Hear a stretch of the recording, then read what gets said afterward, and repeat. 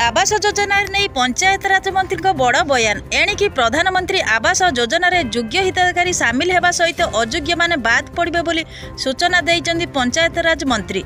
एथिसह जो मानकर मासिक आय 10,500 टंकार अधिक नथिबो सेमाने प्रधानमंत्री आवास पाइबाकू योग्य विवेचित हेबे बोली से सूचना देइचंदी। तो जानिबा संपूर्ण अपडेट खबरटी को जानिबा को हेले वीडियोटी को शेष पर्यंत देखंतु। आम चैनल सह जोड़रा को हेले चैनल को सब्सक्राइब करी पाखरे थिबा घंटी चिन्ह को दबाई दियंतु जहा फଳରେ एई भली लेटेस्ट अपडेट आपण माने सर्वप्रथमे पाई परिबे।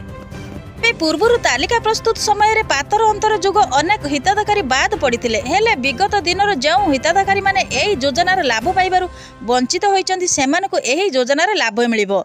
एथिपाई विभागर कर्मकर्ता तालीम नेबे बोली कहिचंदी रवि नायक। एणिकी प्रधानमंत्री आवास योजना योग्य हिताधिकारी माने सामिल हेबा सहित अयोग्य माने बाद पड़े बोली सूचना देइचंदी पंचायत राज मंत्री।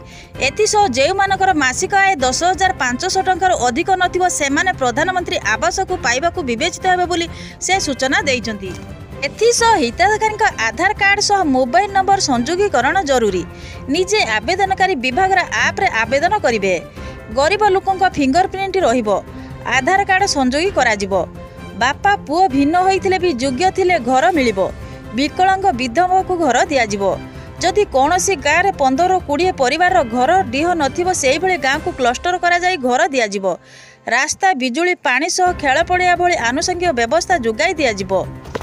पूर्व तालिका प्रस्तुत समय पातर अंतर जोग अनेक हिताधिकारी बाद पड़ते हेले विगत दिन जो हिताधिकारी माने एही योजना लाभ पाइबार वंचित होइचंदी सेमानकु एही योजना लाभ मिलिबो।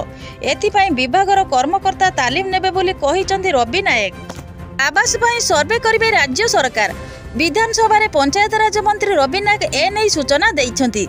हिताधिकारी मानकु चिन्हट करिया पई नुआ सर्वे कराजिबो। चलित वर्ष 1,11,000 घर पर कार्यादेश होइछि। तेबे बाद पड़िथिबा 50,963 हिताधिकारी दरखास्त विचार कराजिबो। प्रधानमंत्री आवास योजनार बाद पड़िबा नै सरकार बड़ पदक्षेप नैछंती।